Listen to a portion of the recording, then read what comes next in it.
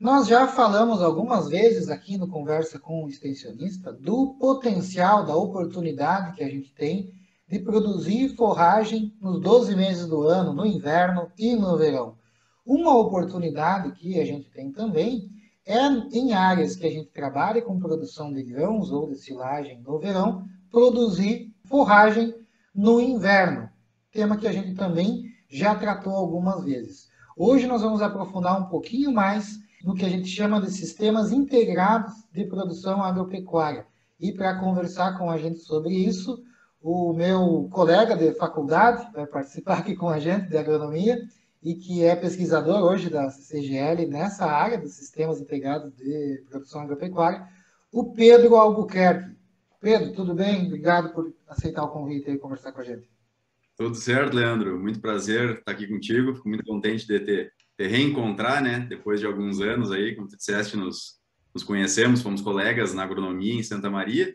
Então, agradeço muito o convite para a gente conversar um pouquinho sobre integração lavoura-pecuária, né? Os sistemas integrados de produção agropecuária, numa terminologia um pouquinho mais técnica. Primeiro te apresenta para o pessoal aí, Pedro. Conta quem é o Pedro e como é que tu parou falando desse tema aí para a gente hoje. Natural de Cachoeira do Sul, região central do estado, né? Família de pecuaristas, trabalhando sempre com pecuária de corte, ovinos, né? Então, um vínculo desde pequeno com o meio rural, né? O motivo pelo qual fui fazer aí a faculdade no CCR, lá no Centro de Ciências Rurais da UFSM. Fui fazer agronomia, né? Onde te conheci, inclusive, como já falamos. Sempre também olhando muito para o lado da pecuária. Então, eu era aquele agrônomo um pouco subversivo, né? Diferente da maioria, olhava mais para o lado da pecuária, com uma tendência aí para o lado da zootecnia, né? Então, sempre trilhei minha caminhada aí, fazendo estágios na maior parte do tempo em laboratórios de zootecnia, do curso de zootecnia, né? Depois que me formamos em 2014, né? Engenheiros agrônomos. Aí decidi por seguir na academia, por fazer mestrado na Federal do Rio Grande do Sul, sob orientação do professor Paulo Carvalho, que já esteve aqui contigo conversando um pouquinho. E aí, mestrado em zootecnia, né, onde permaneci por 2 anos. Comecei ali a trabalhar com integração lavoura-pecuária, né, entender também um pouco da interface planta-animal, né, o foco do grupo de pesquisa em ecologia do pastejo, liderado pelo professor Paulo. E depois continuei no doutorado por mais 4 anos, também trabalhando com integração lavoura-pecuária, doutorado também em zootecnia, e hoje estou pesquisador na CCGL, focado em integração lavoura-pecuária, também forragicultura, né, plantas forrageiras, manejo de pastagens. Sempre quis ser pesquisador, de certa forma, sim. Acho que como a grande maioria das pessoas faz ali a sua faculdade de agronomia, veterinária, zootecnia, pensando em voltar para casa, né? Boa parte pensa em voltar para casa e trabalhar na propriedade da família. Por circunstâncias da vida, nunca não tive essa oportunidade, mas sempre olhei com bons olhos para academia, para pesquisa, para ciência, né? Tem um tio que é pesquisador, é professor universitário, biólogo, entomologista, trabalha com insetos, né? Então, até, na verdade, esse foi meu primeiro contato com a ciência, com a pesquisa. Então, ainda antes de entrar na agronomia, eu entrei na biologia, na Olha URGS, aí. e trabalhava no laboratório de entomologia sistemática. Então, ali foi meu primeiro contato com a ciência, né? Trabalhava identificando insetos. Inclusive, esse foi um dos motivos pelos quais eu fui parar na agronomia e não na zootecnia ou na veterinária. Então, sempre tive esse olhar, né? Sempre tive o sonho de ser mestre, um dia ser doutor, né? E isso se concretizou ali em 2020, então, quando eu obtive meu diploma de doutorado. Depois eu segui mais um tempinho no pós-doutorado, tive um momento ali que tive por voltar aos Estados Unidos, né? Eu fiz parte do meu doutorado na Universidade da Califórnia, em Davis. Ainda no doutorado, fui aprovado em uma seleção lá para trabalhar com extensão, no departamento de extensão cooperativa, né? Então, também meu primeiro contato com a questão do cooperativismo, né? Então, saí do doutorado já com o meu destino traçado, estava indo para a Califórnia. E aí chegou uma tal de pandemia e me deixou aqui por cerca de 1 ano e meio, esperando a obtenção do visto, perto da fazenda, perto da família. E aí eu mudei de ideia e digo, não, vou ficar no Brasil, vou ficar trabalhando aqui no Brasil. E aí, então, apareceu a oportunidade de trabalhar na CCGL, onde eu estou agora. Esse é um pouquinho de quem é o Pedro. Explica o que são sistemas integrados de produção agropecuária. Na faculdade, inclusive, né, Leandro, tu deve lembrar bem isso, a integração lavoura-pecuária, os sistemas integrados, naquela época, inclusive, nem se ouvia muito esse termo, né, sistemas integrados, a gente falava integração lavoura-pecuária, né, que é o termo mais conhecido, né, se for olhar no nível de Brasil aí, integração lavoura-pecuária, ILPF, quando entra o componente florestal, né, não chegava a ser uma disciplina, uma cadeira na universidade, né? Então a gente via lá um pouquinho desses sistemas, não se falava muito em profundidade, né? E talvez aí esteja, inclusive, parte dos paradigmas e dos preconceitos que existem com a integração lavoura-pecuária, porque na realidade todo esse volume de pessoal que está sendo formado nas universidades de agronomia, por exemplo, não vê falar de sistemas integrados de produção agropecuária, seus prós, seus contras, seus benefícios e o que significa isso. Então, o que é o sistema integrado, né? Eu costumo dizer que não é simplesmente tu ter animais, né, pecuária e agricultura numa mesma área. Isso não é porque tu tem animais e agricultura no mesmo pedaço de terra que tu tem um sistema integrado. Tu pode ter ali uma sucessão agricultura-pecuária. Talvez tu não tenha um sistema integrado. O que é um pré-requisito para que tu tenhas, de fato, um sistema integrado? Esse sistema tem que ser planejado, ele tem que ser pensado e o objetivo tem que ser justamente extrair os benefícios desse sistema. Então, a gente costuma dizer que a gente tem que estar focando já nos sinergismos. A fase pecuária tem que estar sendo manejada e pensada de uma maneira a ajudar a cultura subsequente e vice-versa, né? No final, o que a gente busca é ter uma maior eficiência de produtiva como um todo, né? A gente fala, tem termos aí que são muito falados em integração, propriedades emergentes, o que é isso, né? Um termo meio abstrato, mas que em palavras simples fala o seguinte: o somatório da produção daqueles componentes que compõem o sistema tem que ser maior, na realidade, do que a soma dos componentes individuais, né? Então, não é a produção pecuária, mais a produção agrícola. Eles têm que estar se ajudando e, no final das contas, a gente tem que estar produzindo mais grão, a gente tem que estar produzindo mais carne, né? A gente tem que estar produzindo tudo isso com menos insumo. Então, para uma mesma unidade de determinado insumo, qualquer um que seja, a gente tem que estar produzindo, conseguindo extrair mais do sistema, né? Então, acho que esse seria um bom, assim, um panorama geral do que são os sistemas integrados. Existem diversos modelos. Aqui, a nível de Rio Grande do Sul, mais conhecido é o binômio soja-pastagem, né? Ou em áreas baixas, o arroz-pastagem, né? Mas existem inúmeros sistemas. Falávamos há pouco em off aí sobre a questão da integração de ovinos em áreas de vitivinicultura, né, ou em outros bosques, outros pomares, né, qualquer que seja a vocação desse sistema. Então, os sistemas são diversos, né, a gente costuma dizer que é tão diverso quanto o número de animais domésticos e culturas que a gente tem à disposição. A gente só tem que arranjar eles, fazer um desenho espaço-temporal que faça mais sentido para cada situação, para cada propriedade, para cada modelo de produção. O que tu tem a nos dizer, Pedro, sobre essa realidade, sobre eu usar a área no verão para a produção de grãos, soja, milho, ou para silagem no verão de milho, e no inverno utilizar para pastejo? Isso é benéfico? Isso é uma oportunidade? Ou o pastejo ele acaba atrapalhando a cultura de verão? Né? Que às vezes o produtor tem medo, eu vou utilizar para pastejo no inverno, eu vou remover palha, vou compactar o solo e vou acabar prejudicando a cultura de verão, que é o meu carro-chefe. Então, mesmo eu tendo leite, por exemplo, se eu tenho uma área de soja, por exemplo, o pessoal prefere não soltar os animais, às vezes. Falando de uma ajudar a outra, existe essa possibilidade de nós ajudar a cultura de verão com o pastejo no inverno? Tu mencionaste talvez os dois principais paradigmas, ou mitos, ou preconceitos, ou medos, né, que muitas vezes impedem a adoção da integração lavoura-pecuária, né? Então, nominalmente, pisoteio, né, a ponto de áreas de integração serem chamadas de área de pisoteio, né, um termo que eu particularmente não gosto muito, porque já em si é pejorativo.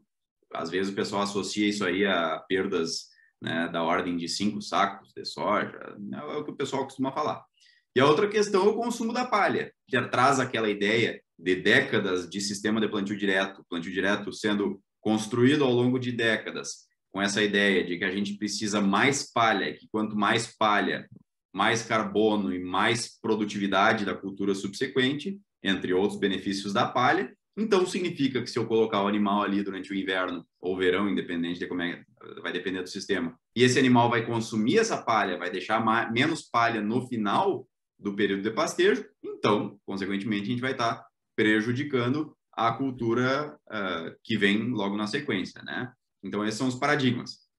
O que a pesquisa tem mostrado? Tu perguntou se traz algum benefício, se é assim mesmo, se de fato traz algum malefício, né, algum problema. A pesquisa vem mostrando ao longo de anos, né, a pesquisa em integração lavoura-pecuária existiu e existe desde o Neolítico, né, sempre existiu essa associação, de um jeito ou de outro. Nos últimos 20, 30 anos, a pesquisa em integração lavoura-pecuária, ela explodiu, ela vem crescendo de forma exponencial, a ponto de que no mundo inteiro esses sistemas vêm sendo apontados como uma das alternativas da tal intensificação sustentável, ou seja, produzir mais, a gente precisa produzir mais, a população está crescendo, a gente precisa alimentar esse montão de boca no mundo, né? Então, produzir mais com menos impacto, essa é a tal intensificação sustentável. E os sistemas integrados no mundo inteiro vêm sendo apontados como uma das alternativas, né? Por tudo que eu já falei aí de aumento da eficiência produtiva do sistema, produzir mais com menos. Mas voltando aos paradigmas, o que a pesquisa tem mostrado?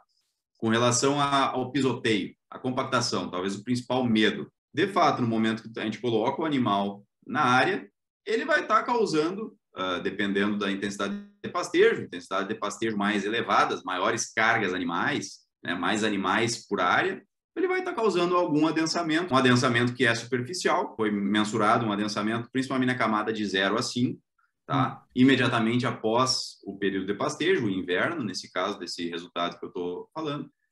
Mas isso foi muito facilmente revertido e foi detectado só onde a intensidade de pastejo era muito elevada. Então, aí já tem um detalhe. Pastos bem manejados em intensidades corretas, seguindo metas de pastejo muito bem estabelecidas, momento de entrar com os animais, momento de sair com os animais, jamais rapando o pasto, isso não vai ser um problema, tá? É algo que não se precisa temer. Questão do consumo da palha. De fato acontece, o animal está ali e vai estar consumindo. A gente chega no final do período de pastejo, tem menos palha, é verdade.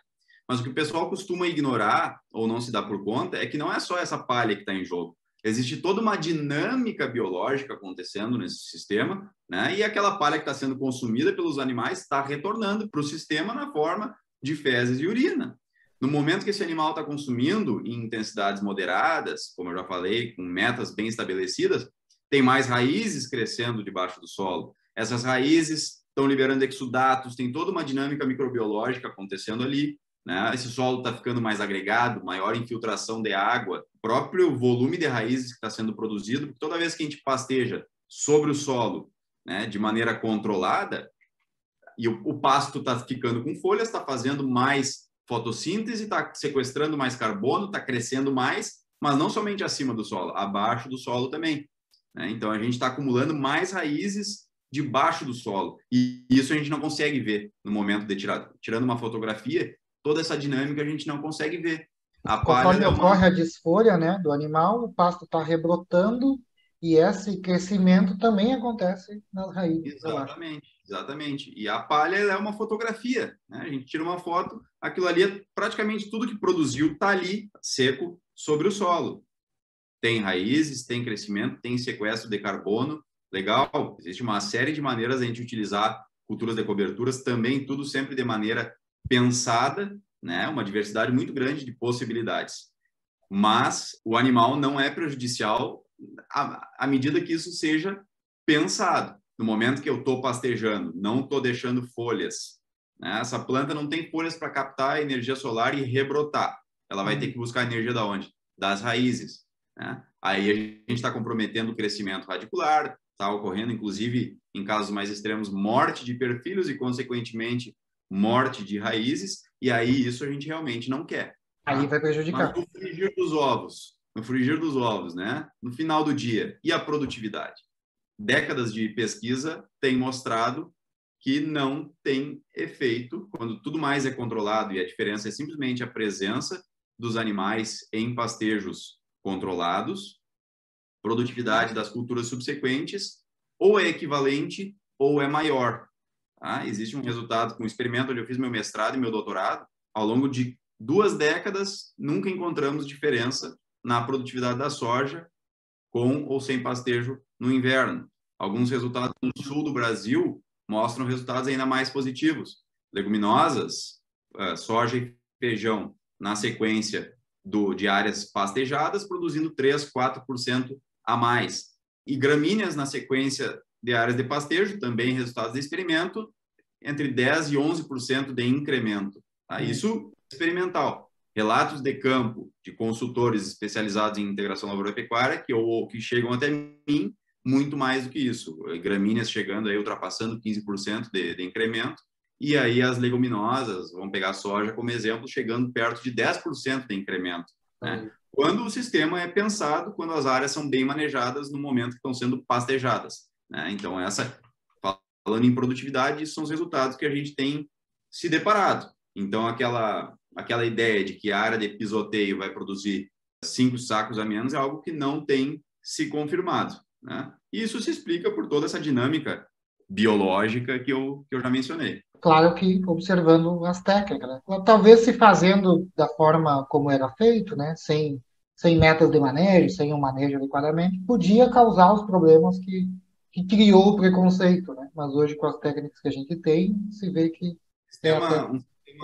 um sistema que não seja pensado, que não tenha um plantio direto, práticas de agricultura conservacionista bem consolidadas, né? Talvez um sistema que nem faça uso do sistema de plantio direto, né? Esses são os sistemas que vão ter problema. Sistema onde a agricultura e a pecuária não estão de fato integradas, como eu falei no princípio, né? Tu tem agricultura e tem pecuária, uma depois da outra, mas é um tira e puxa, uma competindo com a outra. Muitas vezes a propriedade, o foco dela é o foco da propriedade é a lavoura, a pecuária vem em segundo plano, ou vice-versa, né? Quando a gente está falando em sistema integrado, não existe essa questão de foco. O foco é o sistema. O sistema tem que andar como um todo, e não uma cultura específica, né? E isso se reflete, inclusive, na questão da adubação, né? Eu sei que tu teve uma live recentemente com a professora Tangriani, e ela fala muito de adubação sistêmica. O que é adubação sistêmica? Adubar o sistema,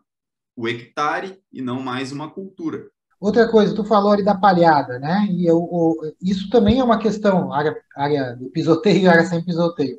Esses trabalhos feitos quando não tinha animais pastando, eu tinha a cultura de cobertura fazendo palha, né? Então, esse é outro questionamento. Ter a cultura de cobertura no inverno e deixar sem pastejo é melhor do que soltar os animais para pastejo? É aquela velha resposta, depende, né? Depende. A cultura de cobertura sem pastejo, ela também cumpre suas funções, seus serviços ecossistêmicos, né? Principalmente se ela está sendo também, a cultura de cobertura também tem que ser pensada, escolhida e utilizada para o serviço ecossistêmico para que ela se propõe, né? Não, a cultura de cobertura não é somente gramíneas, aveias, enfim, existe uma infinidade de culturas de cobertura que podem estar sendo escolhidas e posicionadas antes da cultura de verão, por exemplo, para potencializar um determinado serviço ecossistêmico. A gente tem aí a ervilhaca, ervilhaca com aveia sendo muito utilizado antes do milho, para dar, além daquele aporte de nitrogênio, fazer aquela cama que a ervilhaca faz antes do milho, dando condições de plantabilidade e cultura de solo muito interessantes. O próprio nabo, que tem ali, se propõe aos seus serviços ecossistêmicos, né? Reciclagem de potássio, de enxofre, descompactação do solo. Então, existe uma série de culturas de cobertura. Quando a gente está falando de gramíneas sem pastejo, elas também têm seu serviço, elas cobrem o solo, né? Elas estão produzindo biomassa, mas não deixa de ser uma oportunidade perdida, uma vez que essas culturas têm excelente potencial forrageiro, são nossas principais forrageiras, né? A aveia e o azevém são nossas principais forrageiras. Poderíamos estar produzindo muito mais ainda biomassa, tá? Por quê? Porque uma coisa é palhada, é biomassa ao final acumulada sobre o solo. Outra coisa é produção de matéria seca, produção total de matéria seca. E a produção total de matéria seca é maior onde há pastejo bem manejado, né? Por quê? justamente porque o pastejo tem essa característica de alongar o ciclo vegetativo das plantas, né? Então, se tu chegar agora, nós estamos em outubro, chega numa área, nós temos um experimento aqui na CCGL com e sem pastejo, né? Chega lá, numa área de consórcio de aveia e azevém, a área que está sem pastejo já cumpriu o seu ciclo, já começou a senescer, né? Tem, de fato, uma biomassa maior do que a área pastejada, mas a área pastejada está verdinha e assim ela vai por mais um mês, pelo menos, né? O que significa no final? Essa área pastejada, a produção de matéria seca total durante o inverno ela é superior, né? Por questões de entrada de luz no dossel, estímulo ao crescimento, né? A produção total de matéria seca é maior na área com pastejo do que na área sem pastejo. Então, se a gente estiver falando de aporte de carbono no sistema e crescimento, tá acontecendo, isso é mais importante na área pastejada, né? Então, são duas coisas distintas, palha e produção total de matéria seca. Pensando nas nossas propriedades, pequenas propriedades, é uma oportunidade realmente de inserir esse componente animal, né? Transformar isso em mais renda por hectare. Mais produção de leite a baixo custo, mais produção de carne daquele material que tá ali, sem comprometer o sistema, muito pelo contrário, sendo positivo para o sistema, ciclando nutrientes, né, fazendo uma reciclagem de nutrientes que só é possível quando o animal está na área, né? E uma série de outros processos biológicos que só existem quando o animal está na área. Eu gosto muito de mencionar o besouro rola-bosta, né? O besouro rola-bosta, onde é que ele está? Onde há, com perdão da palavra, bosta, né? Ali ele faz todo aquele processo de bioturbação, criação também de bioporos, da mesma forma que algumas culturas de cobertura fazem, criando aqueles bioporos em profundidade, né, onde pode descer água, pode descer nutrientes, pode descer eventualmente um corretivo, um calcário, um óxido para correção do solo em alta profundidade, fora a incorporação de nutriente que ele está promovendo, né? Então, toda essa dinâmica só existe onde existem animais. Pedro, então, para nós finalizar nossa conversa aqui sobre a integração lavoura-pecuária, sobre as CIPAs, quero que tu deixe umas dicas para os produtores que estão nos assistindo ou nos ouvindo. Perfeito. Eu acho que a principal dica está muito relacionada com tudo isso que a gente falou, que é entender que quem está deixando nutrientes para o sistema, o pessoal tem muito esse receio de que o animal esteja exportando nutrientes, né? Isso é um receio que o pessoal tem. Quem exporta nutrientes do sistema são geralmente as culturas, né? Então, acho que é importante trazer esses números. 4 toneladas de soja, por exemplo, estão exportando do sistema cerca de 300 quilos de nitrogênio, 60 quilos de fósforo e 80 quilos de potássio, né? E o animal, o que ele está exportando desse sistema? Trabalhos têm mostrado aí que uma unidade animal que equivale a 450 quilos, né, está exportando desse sistema 10, 11 quilos de nitrogênio, 7 quilos de fósforo e 1 quilo de potássio. Então, se tu olhar para o potássio aí, eu tinha falado que a soja, 4 toneladas, exporta 80 quilos, o animal 1 quilo, 80 vezes menos, né? O que isso significa? É uma mensagem, é uma dica e uma mensagem que eu gosto de deixar, né? Quem exporta são as culturas. O animal é quem deixa nutrientes no sistema. Por quê? Através de toda essa dinâmica que eu mencionei, da reciclagem de nutrientes, né? Ele retira nutriente de um local, de fato redistribui na área, mas está devolvendo esse nutriente para o mesmo local. Então, essa é uma mensagem importante. Outra dica, monitoramento. Monitoramento, da mesma forma que o produtor monitora pragas, monitora patógenos com rigor importante, né? O monitoramento das pastagens é fundamental, porque todos os trabalhos têm mostrado chave para o sucesso do sistema integrado de produção, onde há o pastejo, é o manejo das pastagens. Cada forrageira tem ali o seu manejo, tem suas metas de manejo, essas metas elas têm que ser monitoradas, têm que ser cumpridas. Então, rigor no monitoramento das pastagens. E, bom, não preciso nem falar de agricultura conservacionista, sistema de plantio direto bem feito, isso é fundamental, né, para que a gente tenha sistemas que vão ter sucesso. E fora isso é planejamento, né? Poderia finalizar com planejamento. Sistema integrado, eu comecei essa live falando que é o que diferencia um sistema integrado de produção agropecuária de uma área que simplesmente tem agricultura e pecuária que vai ter resultados talvez até negativos ou menos interessantes do que uma área que não tem, esses dois componentes, a diferença está no planejamento. Tá? O sistema integrado ele requer planejamento, tem que ter um planejamento de uso das terras, um planejamento de rotação de culturas, que na verdade se aplica até para sistemas não integrados, né? Mas a utilização do animal nesse sistema tem que ser pensada, né? Tem que ser tudo bem planejado, um planejamento espaço-temporal das áreas, né? Talvez até um escalonamento da utilização das pastagens, tudo isso tem que ser cumprido, né? A própria adubação sistêmica é algo a se pensar, né? Porque o animal tem essa capacidade de potencializar a adubação sistêmica, porque tudo que é aplicado na pastagem está retornando para o sistema, vai estar disponível para a pastagem e para a lavoura subsequente, né?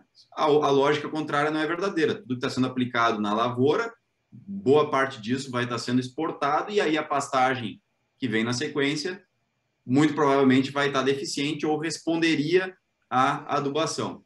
Então, acho que essas são algumas dicas importantes de ficarem aí da nossa conversa. Perfeito, Pedro. Te agradeço pela participação aqui com a gente. Foi uma conversa esclarecedora e desejo um bom trabalho aí na CCGL. Eu que agradeço pelo convite e espero que conversemos mais algumas vezes. Um abração.